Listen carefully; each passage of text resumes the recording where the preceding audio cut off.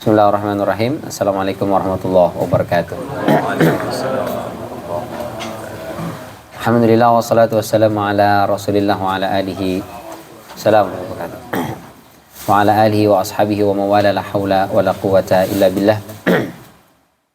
Asyhadu an la ilaha illallah wahdahu la syarika lah wa asyhadu anna Muhammadan abduhu wa rasuluhu alladzi la nabiyya wa la rasula ba'dah. Amma ba'd, fa inna asdaqal hadithi kitabullah wa khairal hadi hadi Muhammadin sallallahu alaihi wasallam. Allahumma akhrijna min zulumatil waham waftah lana abwabal ilm wa akrimna bi nuril faham wa sahhil akhlaqana bil hilm. Allahumma la sahla illa ma ja'altahu sahla wa anta taj'alul hazna idza syi'ta sahla bi rahmatika ya arhamar rahimin. Hadirin sidang jamaah rahimani wa rahimakumullah. Alhamdulillah, segala puja-puji serta syukur selalu dan senantiasa kita panjatkan kehadirat Allah Subhanahu wa taala. Mudah-mudahan kita semua selalu mendapatkan inayah, hidayah dan taufik dari Allah Subhanahu wa taala, sehingga mudah-mudahan kita semua bisa terus istiqomah berada dalam ketaatan kita kepadanya hingga akhir hayat kita kelak insyaallah. Salawat beriring salam tak lupa kita sampaikan kepada junjungan kita Nabi besar Muhammad sallallahu alaihi wasallam, kepada keluarga beliau, kepada para sahabat beliau, dan juga kepada para pengikutnya, yang mudah-mudahan kita semua yang hadir di sini dan keluarga kita dimanapun berada masuk ke dalam barisan pengikut Rasulullah Sallallahu Alaihi Wasallam, yang mudah-mudahan besok di yaumul qiyamah kita semua bisa mendapatkan syafaat dari beliau. Amin ya rabbal alamin. Kita masih di surat Al-Kautsar. Kita seperti biasa baca dulu. A'udzu billahi minasy syaithanir rajim. A'udzu billahi minasy syaithanir rajim. Bismillahirrahmanirrahim. Bismillahirrahmanirrahim. Inna a'tainakal kautsar. Inna a'tainakal kautsar. Fasalli li rabbika wanhar. Fasalli li rabbika wanhar. Inna syani'aka huwal abtar. Inna syani'aka huwal abtar. Sadaqallahul azim. Kemarin kita sampaikan di antara mana Al-Kautsar itu adalah sungai atau telaganya baginda sallallahu alaihi wasallam, di mana sungai itu luasnya perjalanan 1 bulan. Telaga itu luas perjalanan 1 bulan, berarti sekitar dari sini sampai Jawa Tengah atau Surabaya. Hampir seperti laut Jawa lah. Jumlah gelasnya seperti bintang-bintang di langit. Dan Rasul Sallallahu Alaihi Wasallam mempersilahkan semua umatnya untuk meminum dari telaga itu. Ditanya oleh sahabat, gimana engkau bisa mengenal umat-umatmu ya Rasul, yang begitu banyak? Setelah engkau meninggal masih banyak pengikutmu, bagaimana engkau mengenali mereka? Kata Rasulullah, umat saya berbeda dengan umat yang lain, karena ketika dikumpulkan di hari kiamat itu, umat saya itu posisinya ghurran muhajjalin. Ghurran itu artinya wajahnya bercahaya, muhajjalin tangan dan kakinya bercahaya. Maka saya tahu ini umat saya, yang ini bukan umat saya. Karena umat saya pasti wajah kaki tangannya bercahaya. Kalau yang tidak bercahaya langsung, mohon maaf bro, jangan minum di sini. Nah, nggak boleh minum dari telaga Al-Kautsar. Lalu ada sekelompok orang yang muka kaki tangan ada cahaya, meskipun nggak terlalu terang ya, agak-agak redup-redup, tapi keluar cahaya. Berarti itu umatnya. Maka dipersilakan oleh Rasul, silakan. Lalu oleh malaikat dihalau, nggak boleh. Loh, ini umatku ya Allah, kenapa nggak diperbolehkan?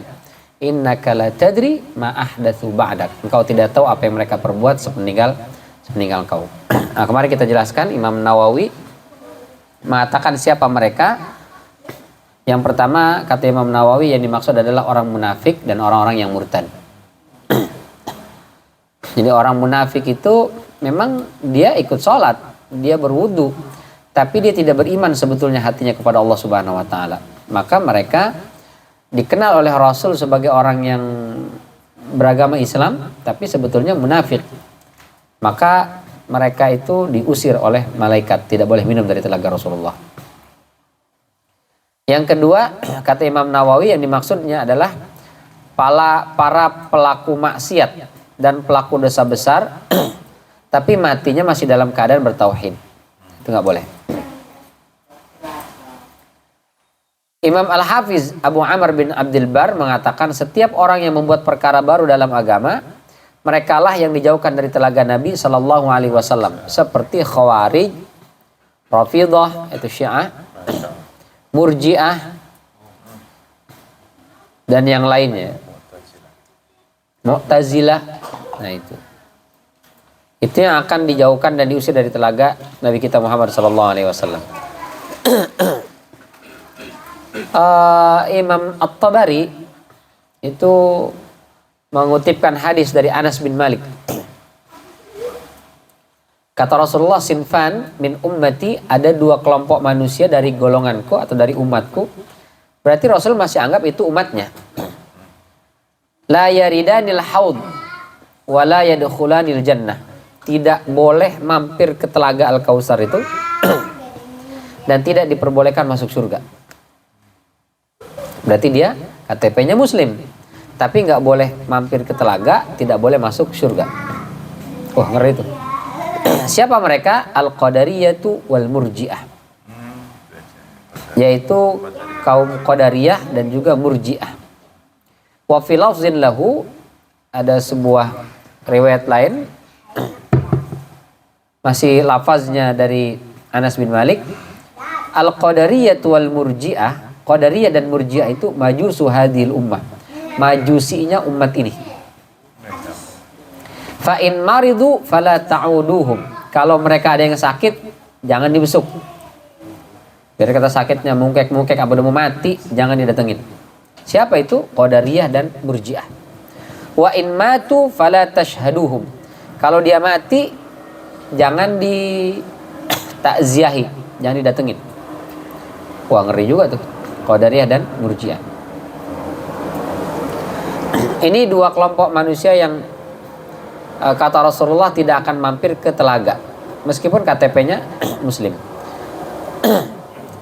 Siapa tuh Qadariyah? Qadariyah itu adalah orang yang menafikan takdir Allah. Dua akar pemikirannya itu. Yang pertama mengatakan bahwa atau meyakini bahwa Allah itu nggak tahu sesuatu kecuali setelah terjadinya sesuatu itu. Wah, ini parah ini. Jadi Allah itu menurut mereka itu nggak tahu apa yang akan terjadi nanti malam, esok, baru tahu setelah terjadinya sesuatu itu. Padahal kata Allah Subhanahu wa taala dalam surat At-Takwir misalnya ayat 29, "Wa ma tasyauna illa ayyasha Allahu rabbul alamin." Mereka tidaklah menginginkan sesuatu kecuali sesuatu itu masih ada dalam koridor kehendak Allah.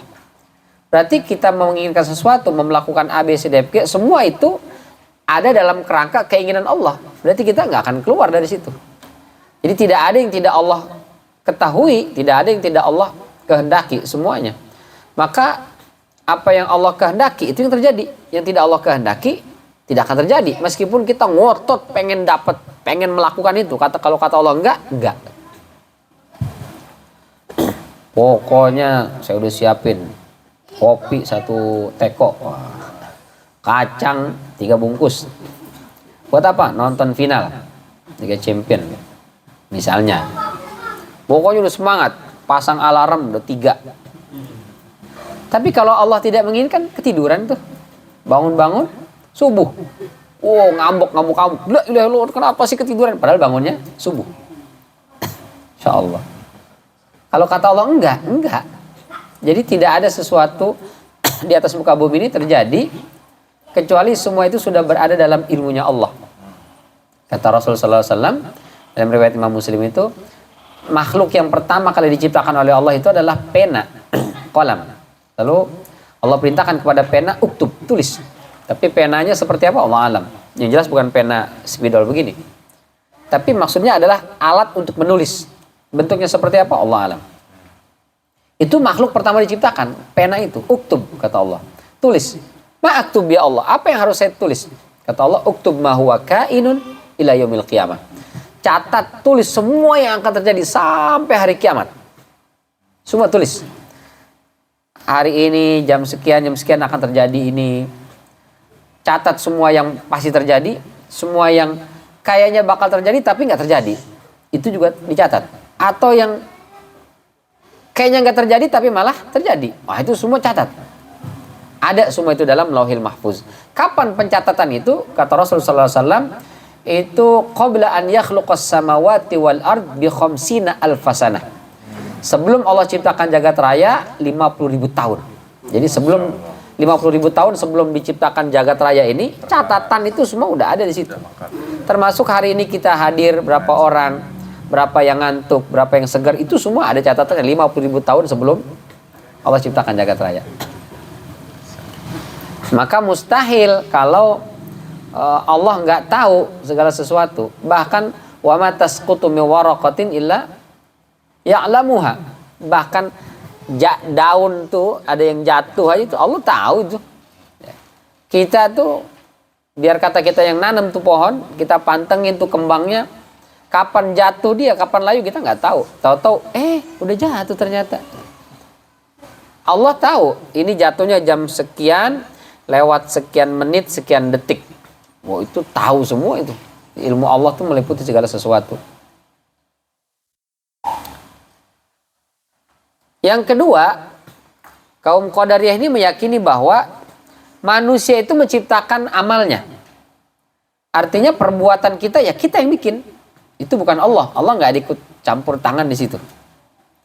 Nah, ini dibantah juga ya dalam surat As-Saffat ayat 96. As-Saffat ayat 96. Kata Allah, wallahu khalaqakum wa ma ta'malun. Dan Allah lah yang menciptakan, khalaqakum, menciptakan kalian, wa ma ta'malun, dan apa yang kalian lakukan. Berarti kita dan perbuatan kita itu adalah ciptaan Allah. Kita tidak bisa menciptakan perbuatan kita. Nah, itu diantara kekeliruan Qadariyah. Sementara Murji'ah meyakini bahwa iman itu udah cukup, nggak perlu amal. Yang penting beriman. Oh, ini kacau lagi. Ente kenapa nggak sholat? Yang penting beriman, bro. Penting yakin Allah. Buat apa? Rajin juga sholat tapi nggak beriman kepada Allah, nggak ada gunanya katanya. Jadi dia perhatian sama isi bungkus dia nggak peduli. Yang penting isinya, bungkusnya nggak penting. Padahal kita perlu juga bungkusan ya. Emas yang di etalase dengan emas yang dijual di emperan pinggiran digelar begitu pasti lebih berharga yang dibungkus di etalase itu. Kue yang dibungkus dengan kue yang terbuka dilelerin pasti kita milihnya yang bungkus. Jadi bungkus penting, isinya juga penting. Nah, ini dua kaum yang disebut spesifik dalam hadis ini tidak diperbolehkan mampir ke telaga. Taib. Kita masuk ayat kedua, fasalli li rabbika wanhar.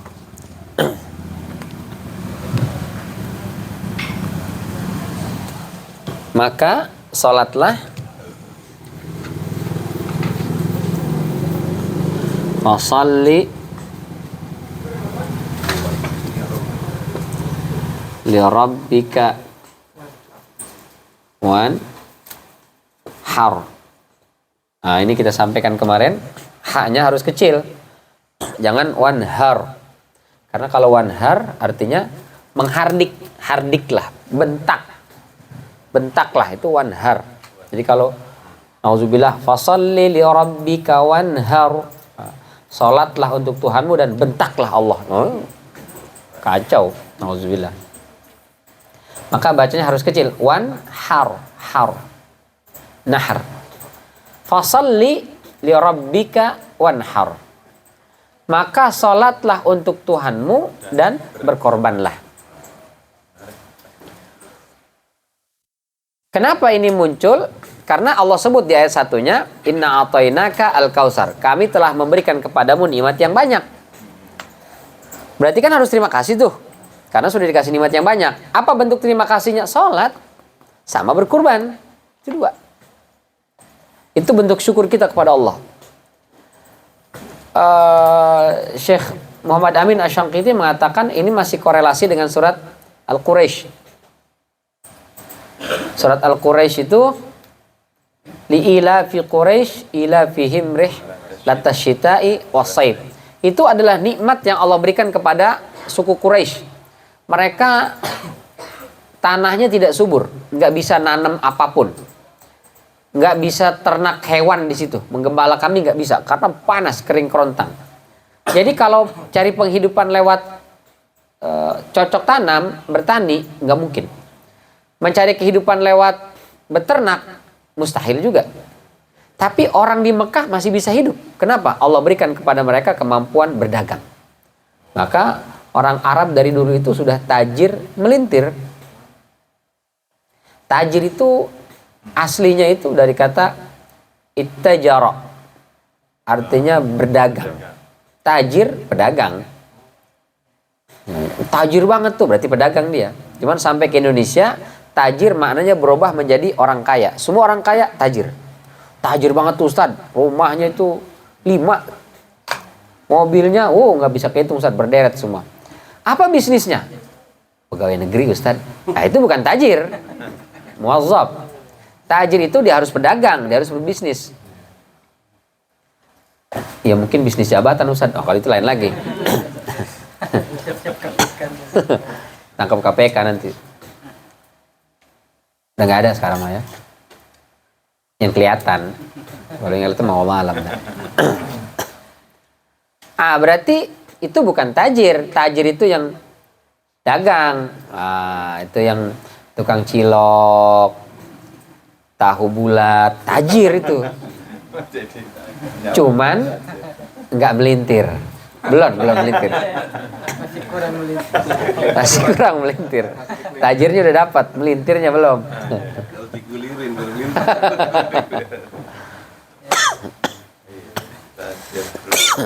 Jadi orang Arab itu kaya-kaya harta mereka, banyak. Kenapa kaya? Karena orang-orang di luar sana, baik di Syam ataupun di Yaman, itu senang berbisnis dengan orang Quraisy. Merasa mereka itu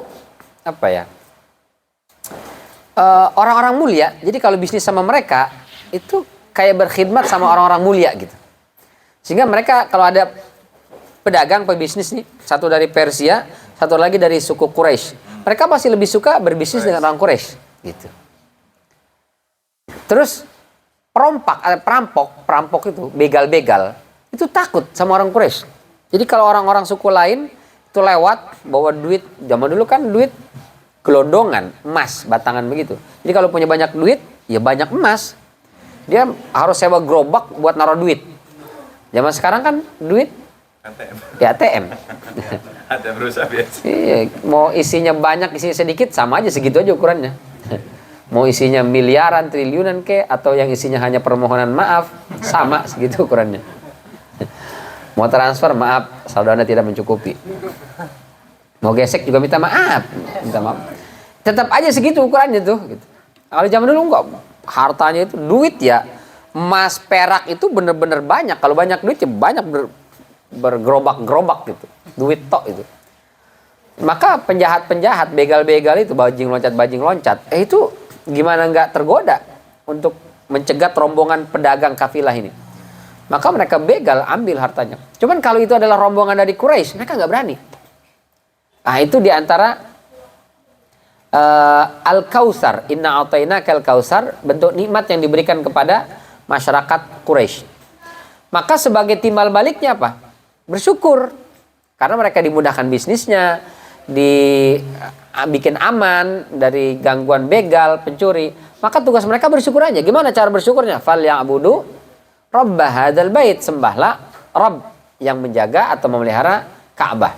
Sama di ayat ini Allah sampaikan, kami telah memberikan kepadamu ya Rasul nikmat yang banyak, maka bersyukur. Gimana cara bersyukurnya? Salat, habis itu berkorban. Itu aja dua. Maka orang yang rajin salat dia sebenarnya adalah orang yang bersyukur. Maka sampai Aisyah nanya sama Rasulullah, ya Rasul, salat itu sampai pecah-pecah, tafattarat qadamah atau tawarramat qadamah, pecah-pecah dan bengkak-bengkak kaki Rasulullah. Kata Aisyah, taf'alu hadza wa qad ghafarallahu laka ma taqaddama min dzambika wa ma ta'akhkhar. Kau lakukan itu ya Rasul. Salatmu sampai pecah-pecah telapak kakimu sampai bengkak-bengkak, padahal dosa-dosamu sudah dijamin oleh Allah dihapuskan.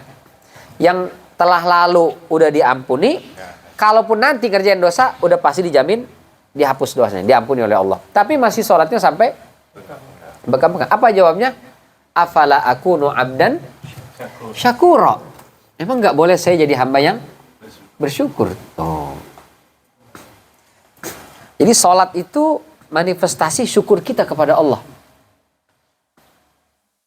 Bukan butuh ya. Jadi orang kebanyakan sholat pas lagi butuh. Lagi seneng, lupa. Pas gini lagi susah, rajin banget sholatnya. Pas sudah sukses, berjaya, nah, sholatnya udah lupa lagi. Makanya oleh Allah dibikin susah terus supaya sholat terus. Nah. Kenapa ya Ustaz? Saya kok sering banget susah. Jangan-jangan pas susah itu ente dekat sama Allah. Pas senang jauh. Nah Allah kan senangnya dekat. Maka dibikinlah susah supaya dekat terus. Gitu. Maka jadikan sholat itu sebagai manifestasi syukur. Bahwa kita itu selalu bersyukur kepada Allah. Maka kata Allah, ini hamba ini dikasih senang nih. Itu sholatnya makin kencang. Coba aku tambah lagi. Makin kencang. Ditambah lagi, tambah lagi, tambah lagi. Nah, itu jadinya. Syukur. Kan dalam surat An-Nur itu ya. Berapa? 55. Tentang janji Allah ya.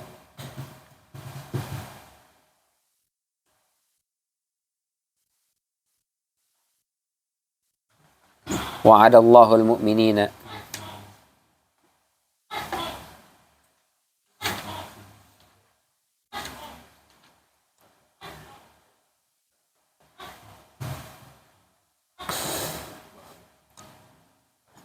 ya 55.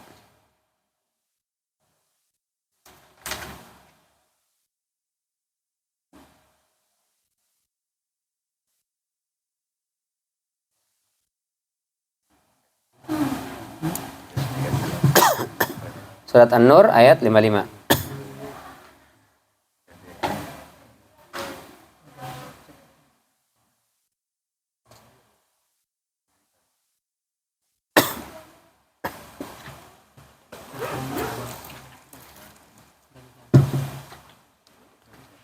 Ada yang udah ketemu?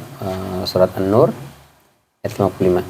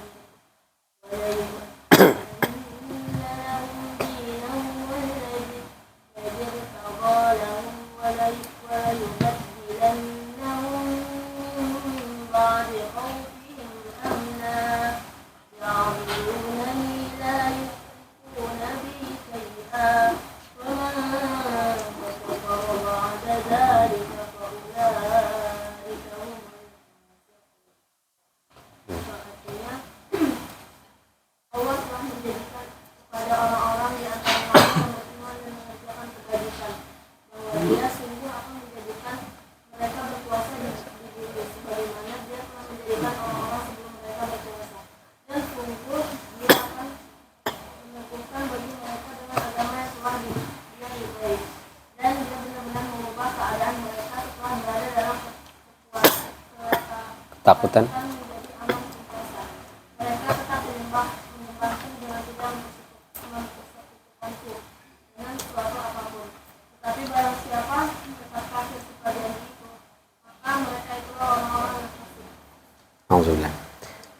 Jadi Allah berjanji kepada orang beriman dan beramal soleh akan menjadikan mereka pemimpin, orang-orang yang sukses. Sebagaimana Allah berikan itu kepada generasi sebelum mereka. Wala yumakkinanna lahum dinahum alladzi irtada lahum. Mereka bisa menjalankan agama dengan bebas, nggak ada yang mencekal, tidak ada yang memusuhi, memerangi. Mereka bebas menjalankan agama itu. Wala yubaddilannahum min ba'di khaufihim amna. Mengganti rasa takut dengan aman, kemana-mana aman, nggak ada rasa khawatir, ketakutan. Maka itu nikmat dari Allah. Apa bentuk syukurnya? Ya'budunani la yusyrikuna bi syai'a. Maka adalah mereka menyembahku dan jangan menyekutukan aku dengan sesuatu pun. Salat, berarti salat itu bentuk syukur. Kalau orang sudah dikasih nikmat tapi nggak salat, maka masuknya wa man kafara ba'da dzalik, dia masuknya kufur. Maka itulah orang-orang fasik. Nauzubillah min dzalik. Jadi inna a'tainakal kautsar fasalli li rabbika. Maka salatlah untuk Tuhanmu, itu sebagai bentuk syukur kita salat itu. Kita levelnya salat itu sebagai bentuk hajat, kebutuhan atau bentuk syukur. Nah, itu masih kebanyakan keseringan kita masih menjadikan salat itu adalah bentuk kebutuhan. Karena lagi butuh uang, lagi butuh kedamaian, butuh ketenangan, maka dia lakukan sholat. Boleh, nggak apa-apa. Tapi levelnya masih menjadikan sholat itu perantara untuk mendapatkan hal-hal yang sifatnya duniawi. Tapi kalau sudah syukur, nah itu levelnya lebih tinggi tuh.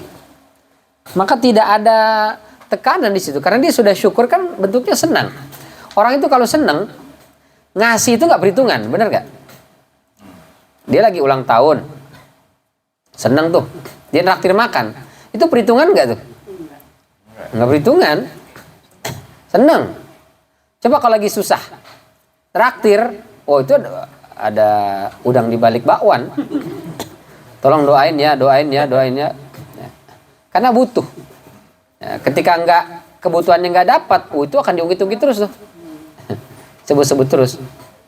Jadi kalau kita ibadah sholat itu sebagai bentuk syukur, berarti kita sudah merasa yang kita punya, yang kita dapat udah banyak sekali. Merasa, ya Allah ini saya pengen ngebalas tapi nggak mungkin. Maka cuma satu, saya bersyukur kepada ya Allah dengan sholat ini. Ya, sholat jadi bentuk syukur kita tuh. Maka sebelum sholat hati kita damai, setelah sholat lebih damai, lebih tentram. Tapi kalau sebagai kebutuhan, sebelum sholat itu udah dikduk, aduh dapat apa enggak ya saya? Bisa apa enggak nanti ya? Bisa apa enggak ya? Selesai sholat, tambah deg-deg ser, ternyata enggak dapat. Lah, kayaknya sholat saya percuma aja nih. Yang dapat malah dia yang kagak pernah sholat. Lah, sholat saya terus gimana nih? Kayaknya emang enggak perlu-perlu banget sholat deh kayaknya. Akhirnya begitu, nauzubillah min dzalik. Maka kata Allah, fasholli li rabbika itu adalah sebagai bentuk syukur kita kepada Allah Subhanahu wa taala karena Allah sudah berikan nikmat yang banyak. Yang kedua, wanhar. Wanhar artinya berkorbanlah. Memang kalau secara bahasa nahar itu kurban unta. Jadi nahar itu memotong di sini. Nahar. Jadi unta itu pasti berdiri, dipotong di sini, itu nahar. Tapi kalau dia motongnya sapi, kebo, terus kambing, terus ayam, itu namanya zabah. Zabaha. Nah, ini berarti menyembelih. Di mana nyembelih? Di sini. Sini. Kita kalau nyembelih kambing di sebelah sini apa di sini? Di atas. Hah? Kambing. Kambing di bawah apa di atas? Di atas itu. Kambing di atas, benar. Berarti yang zabah itu yang di atas. Nahar itu yang di sini. Jadi kalau unta itu kan langsung dipotong di bawah sini dia. Itu dia. Leher bawah. Itu yang disebut nahar. Kalau di atas zabah. Kambing, ayam, termasuk sapi, maka posisinya harus dibaringkan. Tapi kalau nahar, unta, dia posisi justru berdiri. Tebas bagian atasnya itu. Bagian bawahnya itu. Bawah lehernya. Itu aslinya itu nahar. Tapi kemudian wanhar itu bisa dua-duanya. bisa ke unta, bisa juga digunakan untuk kambing, domba dan yang selainnya. Maka wanhar menjadi umum, dia berkorban untuk semua hal. Maka orang itu kalau sudah mendapatkan kenikmatan dari Allah Subhanahu wa taala, mestinya selain sholat dia juga mau berkorban.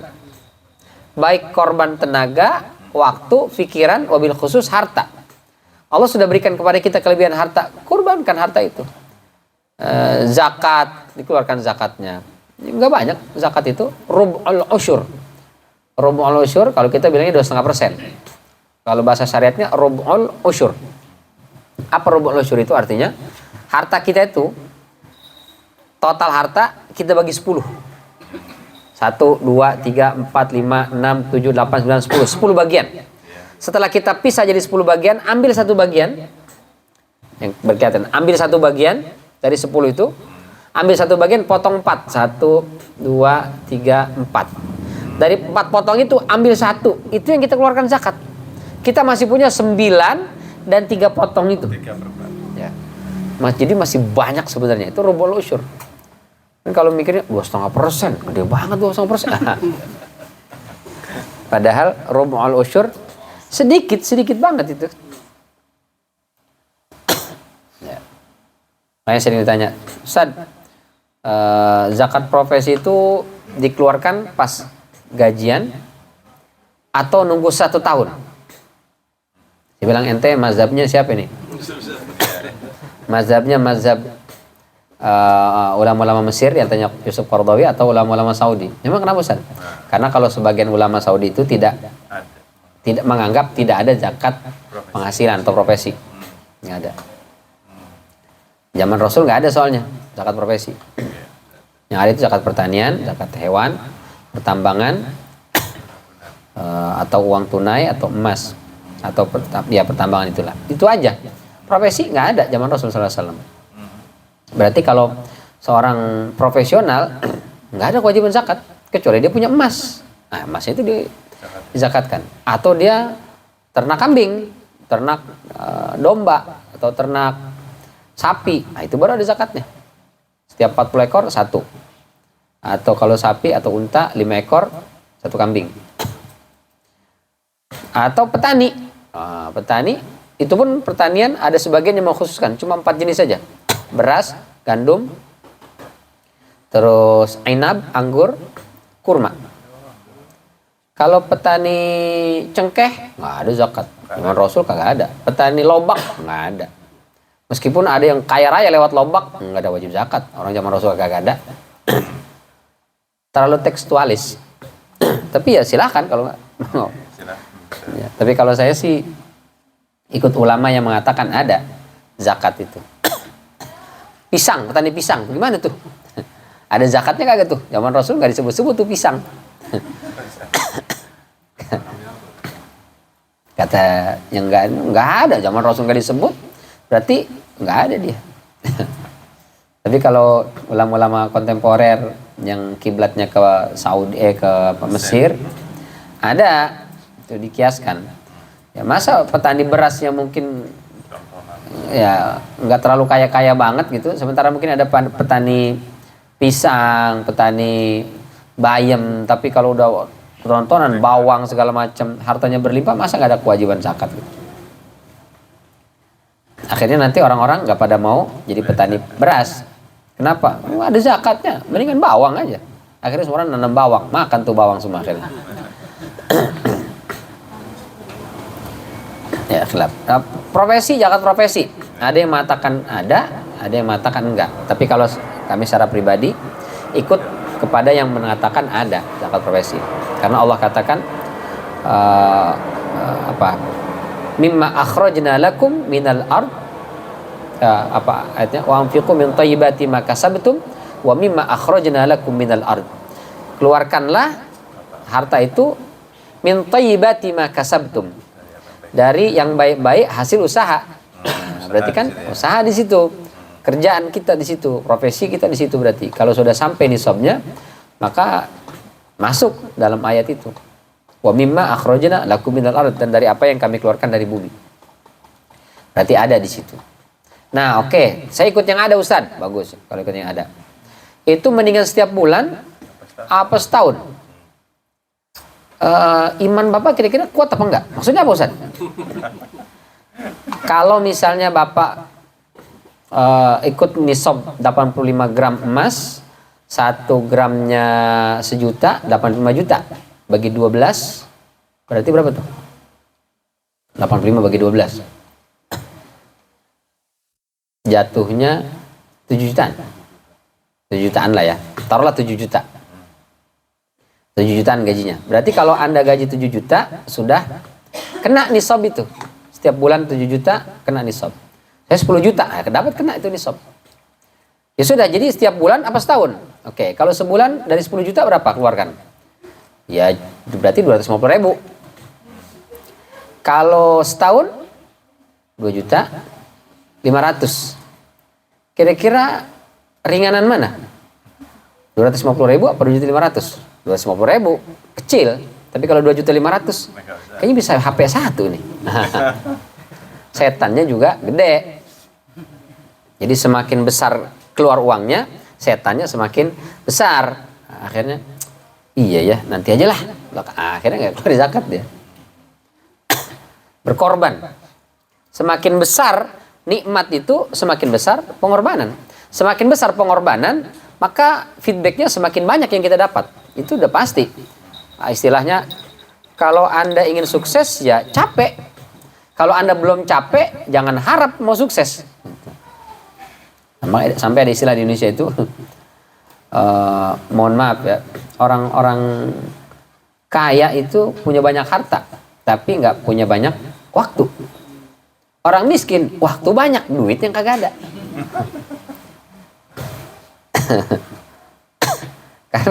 Karena untuk sukses ya harus capek, berlelah-lelah. Semakin banyak yang kita korbankan, waktu, tenaga, pikiran, harta, maka akan semakin banyak yang kita dapat. Begitulah Allah ajarkan kepada kita, fasalli li rabbika wanhar, berkorbanlah. Sampai ada istilah, ada jamaah itu yang dia zakatnya banyak dia. Zakatnya 2.500.000 sebulan. Emang Bapak penghasilan 100 juta sebulan? Enggak, Ustaz. Kok zakatnya banyak banget nih? 2.500.000. Ini kan 2,5%, mestinya berarti total harta Bapak dalam sebulan ini itu 100 juta. Belum, Ustaz. Terus kenapa ngeluarin banyak banget? Ya mungkin kewajiban zakat saya nggak sampai segitu, Ustaz. Tapi saya mau bayar segitu biar mudah-mudahan suatu saat harta saya sampai segitu setiap bulan, Ustaz. Oh, luar biasa. Nggak sampai setahun katanya itu, harta dia setiap bulan itu dia punya penghasilan 100 juta. Akhirnya besok ditambahin lagi sama dia tuh. Nambah lagi kelipatan itu. Masya Allah. Istilahnya mancing ya, mancing. Jadi dikeluarkan gede dulu supaya dapatnya gede. Nggak tahu bener apa enggak itu ya. Motifnya berarti gimana tuh? Ya Allah alam lah, mungkin kita nggak tahu, itu mungkin bahasa dia aja ya. Mungkin sebenarnya dia ya sebenarnya hatinya ya ikhlas karena Allah lah mungkin sebenarnya. Mudah-mudahan. Tapi dia ngajarin kita gitu untuk mancing. Jadi nikmat yang banyak itu kita syukuri, lalu korbankan, keluarkan harta itu, wanhar. Terus yang kedua, fasalli li rabbika. Tidak hanya sekedar salat, wanhar tidak hanya sekedar berkurban, tapi di sini ada li rabbika. Jadi fasalli li rabbika. Salat itu karena dan untuk Tuhanmu. Jadi maknanya fasalli li rabbika wanhar li rabbika gitu. Ya.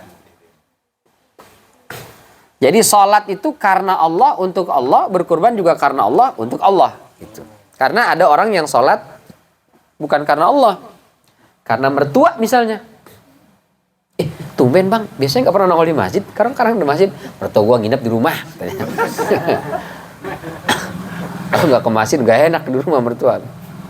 Berarti sholatnya karena mertua itu. Nggak, itu umpama aja. Nggak mungkin lah kita begitu kan.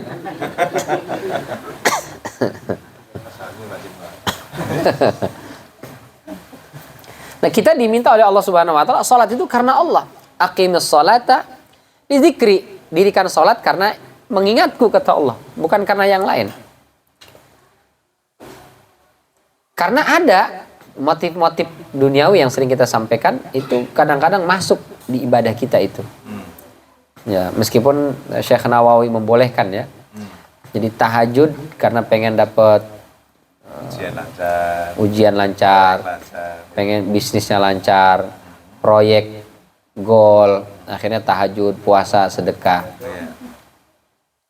Nah, itu meskipun boleh kata Syekh Nawawi Al-Bantani, tapi itu tetap motif yang paling rendah. Gitu. Tetap motif yang paling tinggi itu adalah karena Allah, li rabbika itu. Kita berkorban waktu, tenaga, harta karena Allah itu dulu. Ya. Maka tadi dari awal kita jadikan motif ibadah kita karena syukur, bukan karena butuh. Gitu. Karena kalau sudah bersyukur, lain syakartum, lazidannakum. Allah pasti tambah itu. Cuman nyeting di kolbu kita jadi syukur bukan karena butuh, itu yang butuh perjuangan berat. Tapi mudah-mudahan lah pelan-pelan kita mohon kepada Allah, jadikan ibadah ini itu karena syukur kepada Allah. Di situ kita akan merasakan betapa nikmatnya. Artinya dapat nggak dapat dunia, mau sedang sulit mau sedang bahagia, sholat kita tetap seperti itu. Gitu.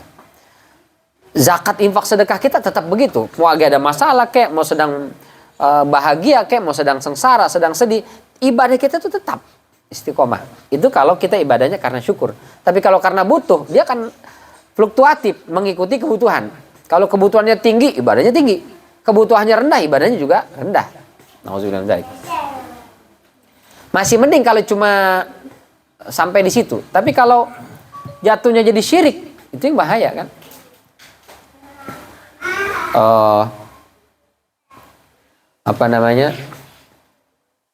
Sholat atau ibadah itu hanya dijadikan sebagai wasilah untuk mengejar dunia semata.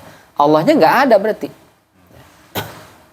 Itu karenanya kenapa Ustadz orang yang rajin sholat tapi rezekinya biasa-biasa aja.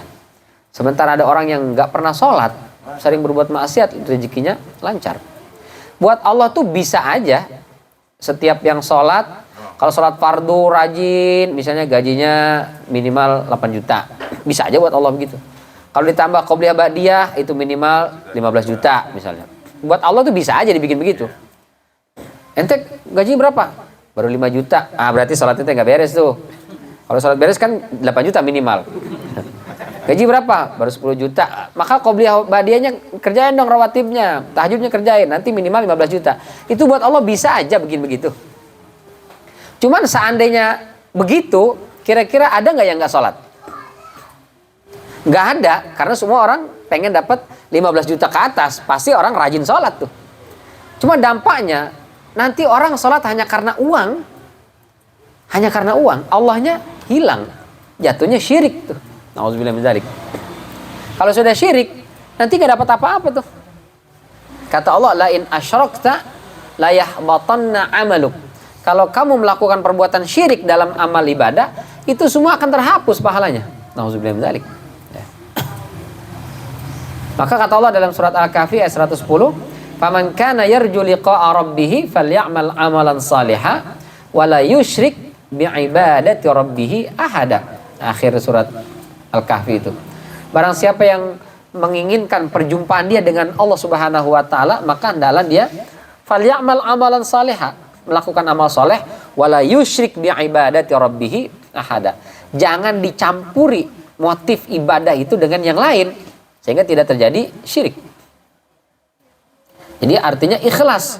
Fasholli li rabbika wanhar li rabbika, itu mengajarkan ikhlas. Jadi yang pertama itu fasholli li rabbika, mengajarkan kita syukur. Yang kedua mengajarkan kepada kita ikhlas. Termasuk berkorban. Berkorban itu harus li rabbika, untuk Allah, karena Allah. Meskipun sapi yang disembelih 20 ekor, tapi disembelih dalam rangka supaya gedung yang baru dibangun itu kagak roboh. Sehingga kepalanya itu dipendam di pondasi. Ini berarti dia nyembelih bukan karena Allah. Karena bangunan itu. Atau misalnya supaya nggak terjadi gempa. Mau disembelih beberapa ekor kambing dihanyutkan di laut. Itu apa itu? Supaya bumi itu nggak goyang katanya. Berarti dia wanharnya bukan li rabbika. Nggak ada keikhlasan di situ. Diterima nggak? Nggak diterima. Bahkan nggak boleh dimakan kan? Menyembelih binatang kalau tidak disebut nama Allah nggak boleh dimakan. Maka segala sesuatu harus lillah. Di dalam surat Al-An'am ayat 162 sampai 163, qul inna salati wa nusuki wa mahyaya wa mamati lillahi rabbil alamin. Li rabbika itu lillahi rabbil alamin. La syarika lahu wa bidzalika umirtu wa ana awwalul muslimin. Boleh dibaca? Surat Al-An'am 162 sampai 163.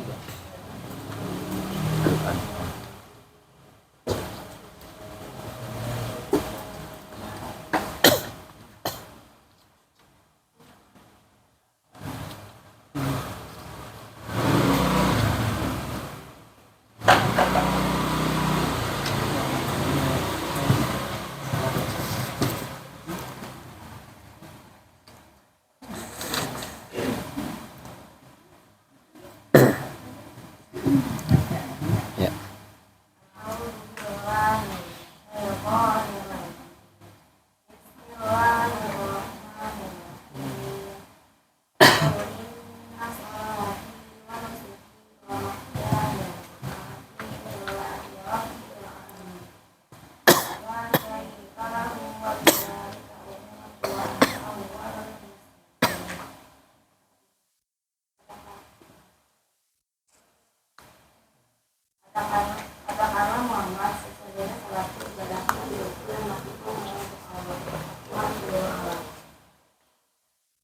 Terus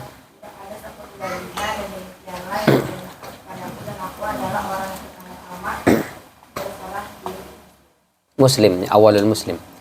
Berarti katakanlah inna salati, salatku, wa nusuki. Apa nusuki artinya? Kurban, sembelihan itu nusuk.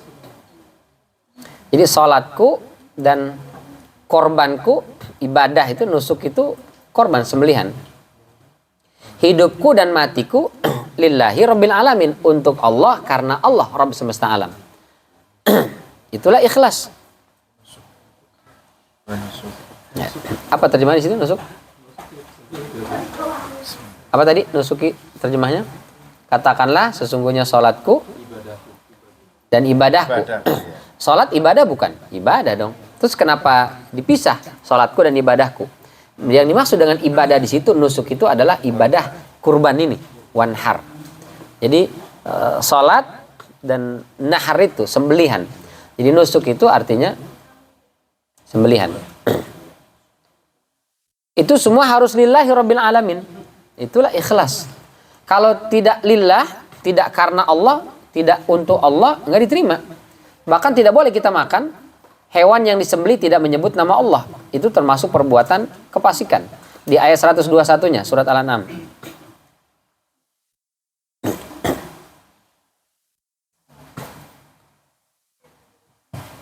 Al-An'am 121.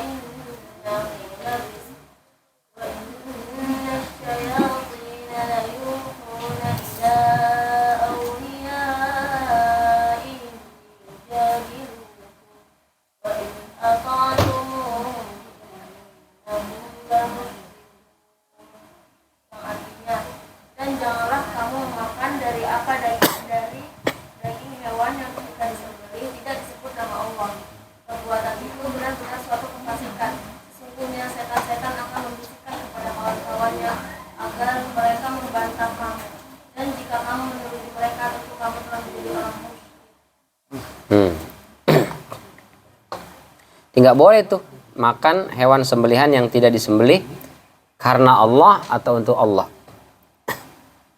Maka diantara yang diharamkan oleh Allah Subhanahu Wa Taala itu adalah hewan yang disembelih wa ma uhilla bihi li ghairillah atau wa ma uhilla li ghairillahi bih. Hewan yang disembelih bukan untuk Allah atau bukan karena Allah.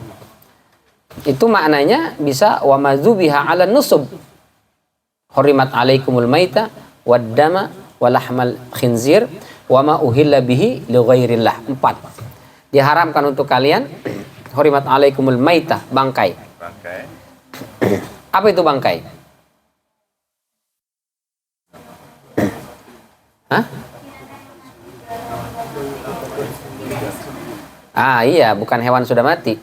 Karena kalau definisi bangkai adalah hewan mati, berarti kita selama ini makan bangkai.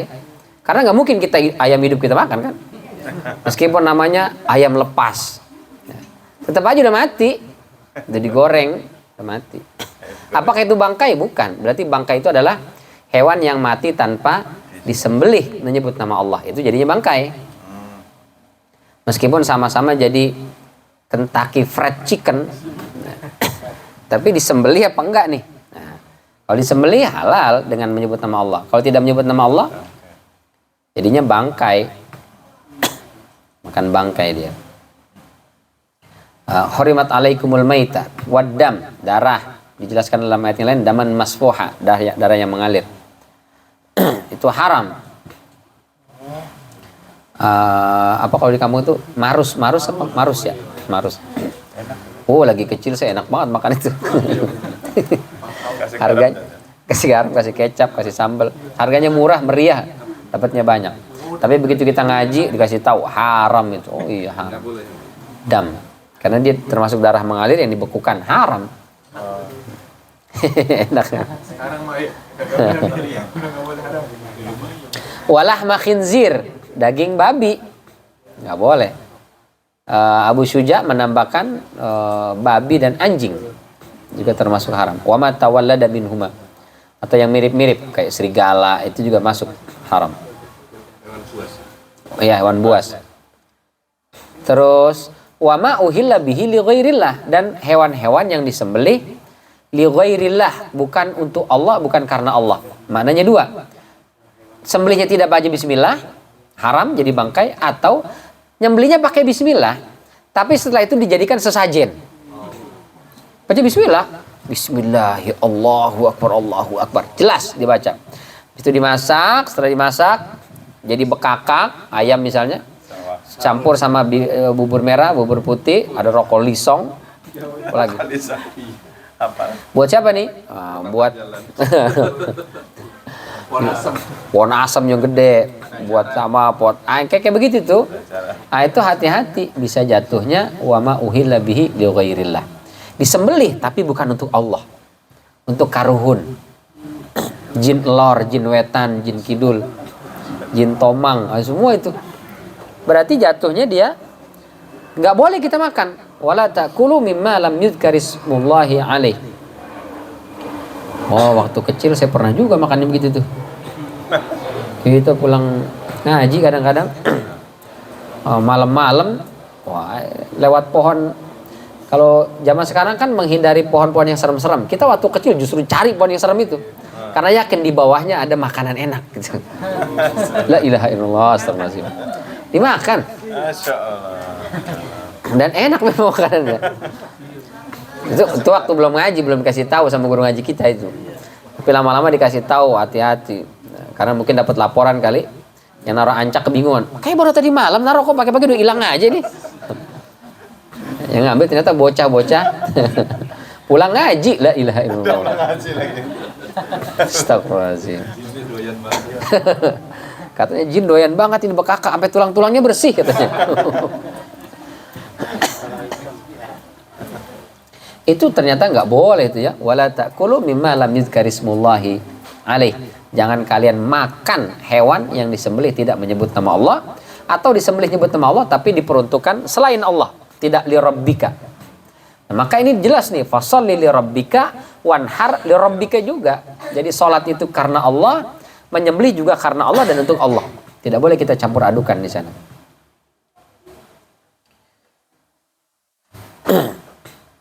Itu keikhlasan ya. maka bisa saja kurban itu nggak diterima oleh Allah Subhanahu wa taala. Sebagaimana Allah terima kurbannya Habil, tidak diterima dari kurbannya Qabil. Fatuqubbila min ahadihima wa lam yutaqabbal minal akhar. Allah terima dari Habil tapi dari Qabil tidak diterima, padahal sama-sama berkurban tuh. Apa masalahnya? Ternyata masalahnya yang satu niatnya ikhlas karena Allah, yang satu sambil ngedumel. Ya. Dia nggak ikhlas. Karena nggak ikhlas, maka kurbannya asal gitu. Karena hatinya nggak ikhlas. Ini padahal mah bisa buat jalan-jalan lumayan, ini bisa sampai ke Bandung. Harus kurban kita. Sapi 3.200.000 lagi. Aduh, mahal banget orangnya. Bertujuh. Nyari kambing yang kecil aja udah mahal sekarang, ngedumel. Akhirnya dicari kambingnya udah kecil, kurus, udah sisa-sisa. Itu pun rada maksa. Udah lah bang, ini 1,7 kali ini. Masa masih 2.500.000. Akhirnya yaudahlah. Auzubillah min dzalik. Kalau di sininya enggak ikhlas karena Allah, bisa saja fatuqubbila min ahadihima wa lam yutaqabbal minal akhar. Bisa enggak diterima, auzubillah min dzalik. Maka betapa pentingnya keikhlasan dan betapa pentingnya berkurban untuk Allah dan karena Allah. Rasul kasih kisah kepada kita. Ada 2 orang pemuda, dia berkelana lewat satu kampung. Rupanya kampung itu adalah para pelaku kesyirikan. Mereka terbiasa membuat sesembahan kepada berhala-berhala. Begitu 2 pemuda lewat, dicegat. Kalian nggak boleh lewat sebelum kalian juga memberikan sesembahan. Kalian berkurban apa saja berikan kepada Tuhan-Tuhan kita, berhala-berhala kita. Yang satu mengatakan, kalau kita nggak berkurban, kalian tidak bisa lewat membawa nyawa kalian. Kami penggal, kalian jadi kurban. Akhirnya kata yang satu, kami tidak mau berkurban kepada selain Allah. Ya minimal lalat tuh. Tangkap lalat, kurbankan, berikan kepada berhala. Itu aja. Kata dia, pokoknya sekecil apapun, kalau itu kurban kepada selain Allah, syirik, saya nggak mau. Nggak mau dia. Akhirnya dihukum pancung, mati. Yang satu, begitu lihat temannya dihukum pancung, jiper. Waduh, mati gue nih. Akhirnya, yaudah lalat deh. Ditangkap sama dia lalat, dipotong itu lalat, dan diberikan kepada berhala itu. Lalu nggak lama dia mati. Ternyata ini termasuk ahlun nar, penghuni neraka. Kenapa? Karena dia telah melakukan berkurban, memberikan sesembahan kepada selain Allah, meskipun sebesar lalat. Lalat itu segede apa sih? Bahkan kita kalau ditangkap hidup-hidup dikasih juga kagak mau tuh. Tapi ketika dia jadi sesembahan, kurban kepada selain Allah, itu jadinya kesyirikan. Nauzubillah min dzalik. Maka penting fasolli li rabbika wanhar li rabbika juga sebenarnya itu. Fasolli li rabbika wanhar li rabbika. Di salat kita, sembelihan kita, itu betul-betul kita khususkan kepada Allah Subhanahu wa taala. Itu kata Ibnu Katsir ya dalam tafsirnya. Ini kata Ibnu Katsir, makna fasholli li rabbika wanhar itu adalah salat dan menyembelih harus lillah, karena Allah dan untuk Allah. Tidak boleh karena yang lain. Ibnu Jubair, Ikrimah, Imam Qatadah dan juga Imam Mujahid sebagaimana dikutip oleh Al-Mawardi mengatakan yang dimaksud ayat ini itu adalah fasholli li rabbika, maknanya salat Idul Adha.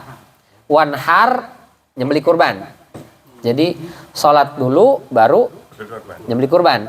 Karena dulu masih awal-awal itu orang itu nyembelih dulu baru salat. Jadi bisa nyembelih kurban baru ikut salat. Nah ini dipertegas oleh Allah, jangan begitu, salat dulu baru sembelih. Ya. Kenapa dia sembelih dulu baru salat? Karena takut telat. Kalau salat nanti kelamaan baru nyembelih kelamaan gitu. Sementara mereka lapar belum makan kan, akhirnya dari pagi. Nah, maka turun ayat ini fasholli li rabbika wanhar. Urutannya salat dulu baru nyembelih.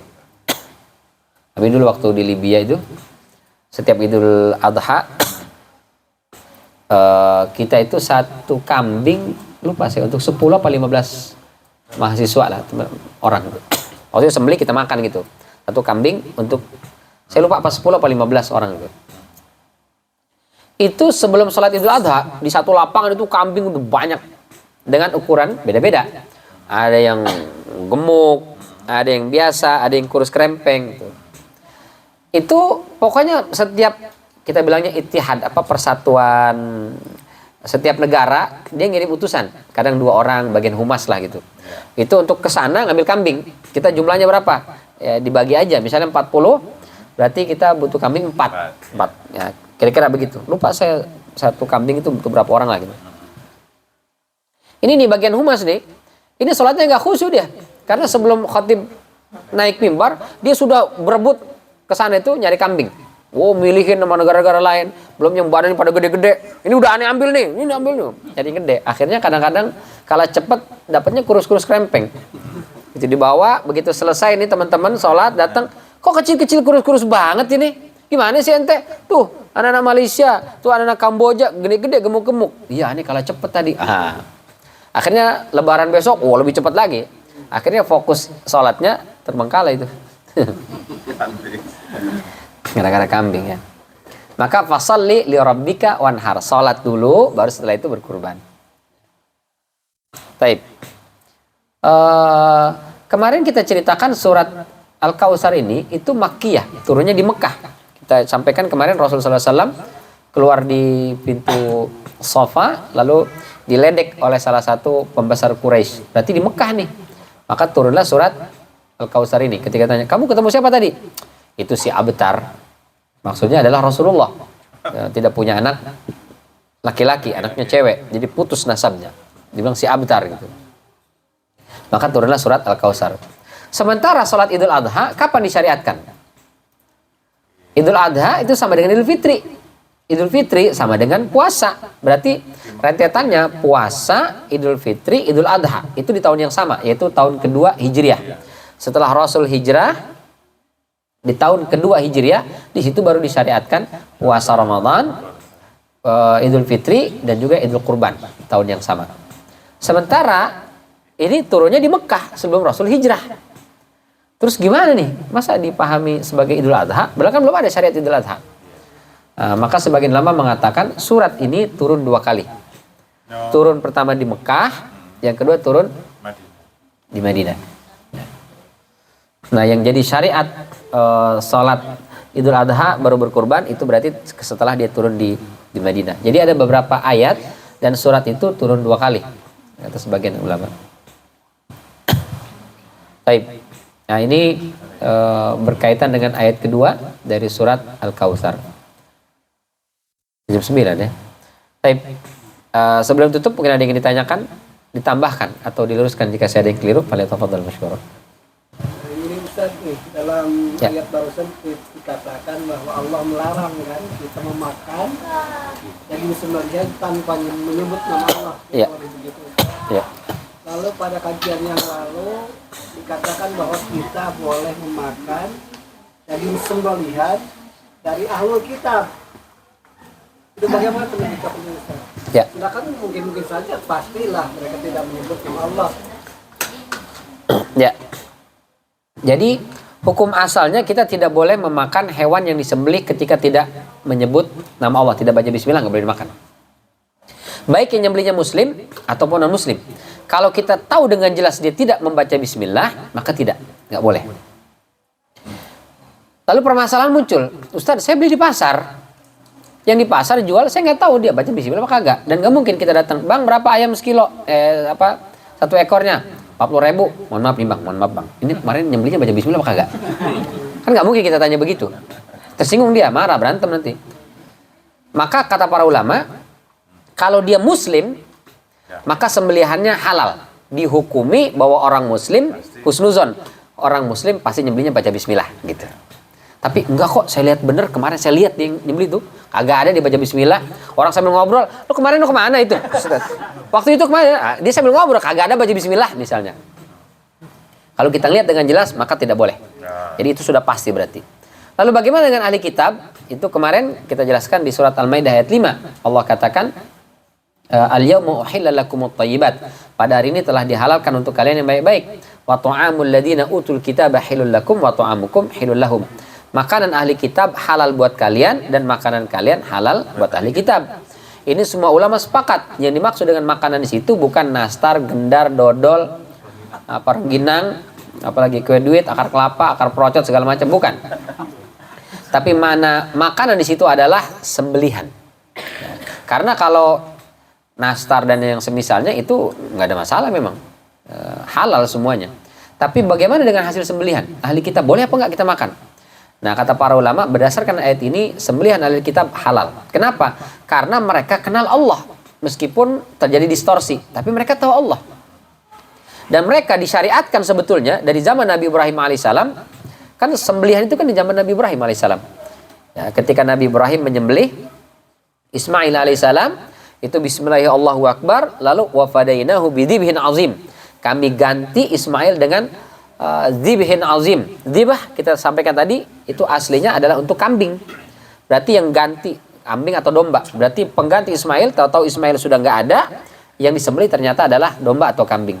Sebagian ahli tafsir mengatakan kambing itulah sesembahan atau nahar tadi, kurban yang diberikan oleh Habil. Jadi Habil dulu putranya Nabi Adam alaihissalam itu memberikan kurban seekor kambing. Diterima. Gimana cara diterima? Kambing itu naik ke langit. Ya. Kurbannya Qabil itu berupa hasil tani, nggak diterima. Dia begitu-begitu aja, nggak naik ke langit. Nah, kurbannya Habil ini naik ke langit. Lalu kurban itulah disimpan oleh Allah pas Nabi Ibrahim alaihissalam mau menyembelih Ismail, diganti dengan domba atau kambing tadi itu. Berarti syariat menyembelih sudah ada sejak zaman Nabi Ibrahim alaihissalam. Nabi Ibrahim, Nabi Ishak, Nabi Yakub. Nabi Yakub ini adalah Israel. Maka keturunannya adalah Bani Israel. Yakub, Yusuf, Ayub, terus Daud, Musa, Isa, Ilyas, Daud, Sulaiman, Ilyas, Ilyasa dan seterusnya. Itu semua adalah Bani Israel. Nah, maka mereka dianggap itu juga mengikuti syariat Nabi Ibrahim alaihissalam, bahwa ketika menyembelih mereka baca Bismillah. Gitu. Maka dihalalkan sembelihan mereka. Kecuali kita lihat tadi dengan mata kepala sendiri, jelas bahwa dia tidak membaca atau tidak menyebut nama Allah, maka tidak boleh kita makan. Jadi hukum asalnya tidak boleh, tapi kalau menyembelihnya adalah muslim dan non muslim dan kita tidak tahu dia baca bismillah apa enggak, maka dihukumi baca sebagai bentuk husnuzon kita kepada mereka gitu. Itu ya, Pak, maksudnya. Ya. Baik. Ada lagi? Ya. Tadi sampaikan Idul Adha itu 2 tahun sama 2 tahun kedua ya. Iya, setelah hijrah. Tapi kalau haji, ritual haji itu sejak dulu sudah ada kan sebelum? Ritual haji sudah ada. Jadi haji sejak Nabi Sama dengan ritual haji. Sambil berkorban juga. Berkorban juga. Betul, ya. Jadi haji itu sejak zaman Nabi Ibrahim alaihissalam, dan di antara ritual haji adalah memberikan kurban, sesembahan. Iya. Itu sudah ada, tapi belum sampai ke ritual kurban sebagai bentuk Idul Adha itu. Jadi habis sholat Idul Adha lalu kurban. Dia bagian dari ritual haji saja. Kalau kan kurban kan haji nggak haji, kurban. Ya, bagi yang punya duit dan punya iman. Karena ada juga punya duit tapi nggak punya iman. Akhirnya kurbannya perasaan terus. Jadi dia belum sebagai syariat mustaqil lah, tersendiri. Dia masih include di ritual haji. Gitu. Itu sudah ada memang, betul. Jadi betul tadi saya lupa. Fasholli rabbika wanhar itu karena dulu orang itu dia nyembelih dulu baru sholat. Gitu, mengikuti tradisi yang diwariskan dari zaman Nabi Ibrahim alaihissalam. Jadi ada haji itu, tradisi haji itu sudah ada dari dulu. Cuman dia diakomodasi dan dijadikan bagian dari rukun agama kita ini, rukun Islam ini, itu di tahun ke-9 Hijriah. Tahun ke-9 malah. Jadi haji itu yang seperti kita kenal sekarang itu di tahun ke-9. Haji pas Rasul berangkat haji. Dan disitulah haji pertama dan terakhir baginda sallallahu alaihi wasallam. Disitulah tahun 9 Hijriah. Kata Rasulullah, khudhu anni manasikakum. Ini yang saya kerjakan haji dari awal sampai akhir. Inilah manasik kalian, ambillah, jadikan itu sebagai panduan. Ya. Sebelum itu masih ngikut kepada yang dulu-dulu. Gitu. Bahkan Ka'bah itu kan baru clear, baru bersih dari berhala itu kan pada tahun 9 itu atau tahun ke-10 ke Fatu Mekah lah. Pas Fatu Mekah itu. Sebelumnya itu di tengahnya Hubal, salah satu sudutnya ada Lata, Manat, Uzza, baru Hajar Aswad. Jadi orang membawa hadiah sembelihan itu diberikan kepada patung-patung berhala tadi. Meskipun haji, mereka haji ngasih berhalanya ke ngasih sembelihan kurbannya ke patung-patung itu gitu. Maka di tahun ke-9 itulah dibersihkan semuanya, dijelaskan ritual haji yang sesuai dengan syariat agama kita seperti itu. Nah, itu disebut dengan syar'u man qablana. Jadi syariat-syariat terdahulu ada yang tetap dijaga tapi diperbaiki kekeliruannya, kemudian setelah itu jadi syariat agama kita. Nah, penetapan sebagai syariat tahun ke-9. Ya, prakteknya udah ada sejak dulu dalam jahiliyah. Nah, taib. Itu barangkali apa? Ya. Assalamualaikum warahmatullahi wabarakatuh.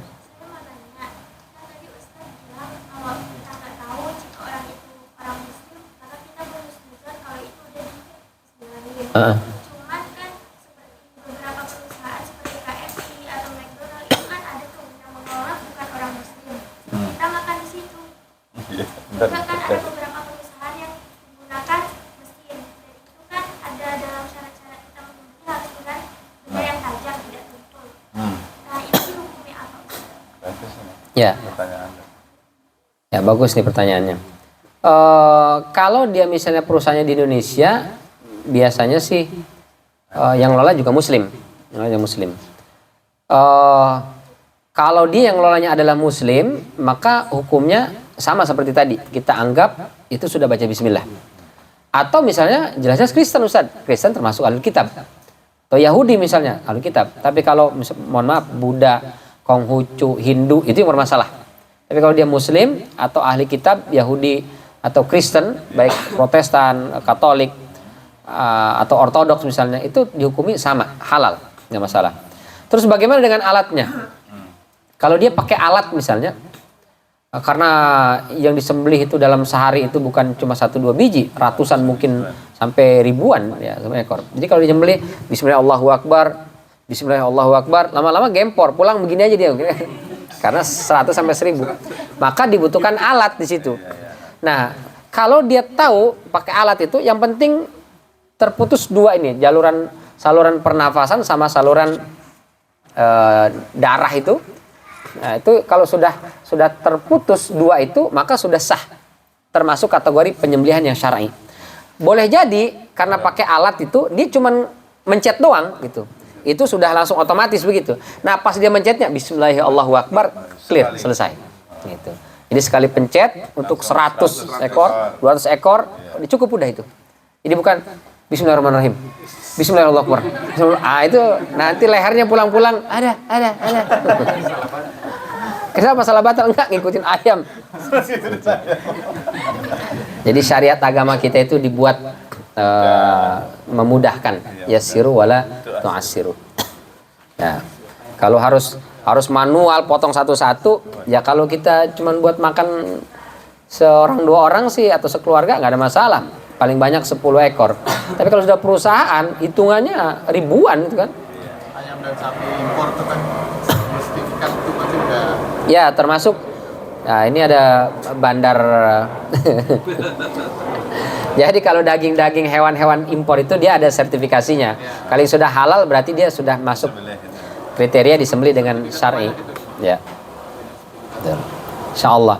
Dan biasanya mereka juga perusahaan-perusahaan itu, meskipun mereka yang ngelola adalah non-muslim, mereka tahu ini diekspornya kemana nih, ke negeri muslim atau enggak. Mereka sudah mengikuti prosedural karena kaitannya dengan bisnis. Ya, kalau tidak sesuai prosedural dengan syar'i maka ya tertolak otomatis. Termasuk kalau konon kabarnya, saya juga belum pernah ini, kita jalan-jalan ke Korea atau ke Jepang misalnya, itu beberapa restoran itu dia sudah langsung ngasih menu misalnya ini tuh untuk halal atau halal food atau untuk muslim gitu, yang ini untuk non muslim, otomatis gitu. Dia tahu you are muslim, ya sebelah sini, non muslim sini. Itu udah otomatis. Mereka yang profesional itu sudah membagi itu. Meskipun yang ngelola adalah non muslim, tapi dia lakukan itu sesuai dengan kriteria syariat. Ya. Yang masalah adalah di negeri muslim yang tidak membedakan antara muslim dan non muslim, itu yang masalah. Di negeri kafir sudah dibedakan. Ya. Lebih perhatian sama hal itu. Sama kita, ini kok ada wine juga di sini, ini kok ada babi juga di sini. Itu yang bahaya. Tapi waktu saya ke Yunani, kita naik kapal pesiar itu, makannya disediakan di kapal itu ya untuk apa namanya turis lah, kita semua hitungannya turis gitu, disediakan di prasmanan gitu. Cuman nggak dibedain sama dia, nggak dipisah mana untuk muslim mana non muslim, nyampur aja di situ. Gitu saya lihat daging, saya tanya, Pak ini yang babi yang mana gitu. Ustadz bisa nggak ngebedain? Kayaknya sama semua. Yang penting jangan dicobain Ustadz bedanya katanya. Nah dikasih tahu sama orang itu, orang kedutaan itu, ini ciri-cirinya Pak Ustadz, nih kalau daging babi itu teksturnya begini, warnanya agak keputihan dan seterusnya lah, dijelasin sama dia. Oh ya, tapi naruhnya nempel, daging sapi, daging babi nempel begitu, nyampur gitu di satu piring dan nempel, kayak narok semangka, melon, ya begitu, iris-iris begitu. Akhirnya ya udah, selama di kapal itu nggak makan daging sama sekali. Ada goreng telur itu yang kita makan, telur lagi. Alhamdulillah sih nggak bisulan pulang. Taib, itu ya. Jadi tetap dihukumi kalau di negara Islam insya Allah halal. Atau manajemennya meskipun yang ngelola adalah non Muslim, tapi biasanya mereka sudah ikuti standar pengelolaan yang syar'i. Pokoknya kalau sudah biasanya itu dia didaftarkan ke BPOM dan juga MUI, jadi dapat sertifikat halal. Aman makan situ insya Allah. Ada lagi? Ya. Jadi kan ada tuh negara yang mengekspor ini satu hewan cuma dipotong jadi beberapa bagian terus diekspor ke negara sini. Contohnya kayak daging wagyu. Itu kan Apaan tuh wagyu? kayak daging sapi. Sapi Jepang. Nah, terus? Daging sapi gitu. Itu kan yang mengelola orang sana. Terus diekspor kan ke negara ini ke negara ini. Dia nggak pandang muslim dan muslimnya. Terus kalau kita mau mengelola itu maksudnya mengolah jadi bahan makanan kita bismillah dulu nggak? Meskipun yang kita sembelih pakai baca bismillah, pas makan tetap bismillah juga. Ini sate Padang, orang muslim kan, itu bukan kambing ya, ayam. Meskipun kita sembelih itu makan tetap baca bismillah, apalagi dari luar, itu tetap baca bismillah, itu tetap harus.